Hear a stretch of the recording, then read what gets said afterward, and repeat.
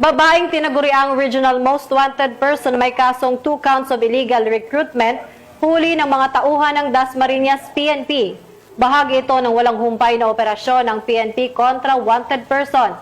Patrol Woman Urbano, ibalita mo. Naaresto ng pulisya ang isang babaeng kabilang sa listahan ng Regional Most Wanted Person sa isinagawang operasyon ng Dasmariñas Component City Police Station sa Calamba City, Laguna. Kinilala ng mga otoridad ang suspect bilang si alias Karen, residente ng Dasmariñas City, Cavite.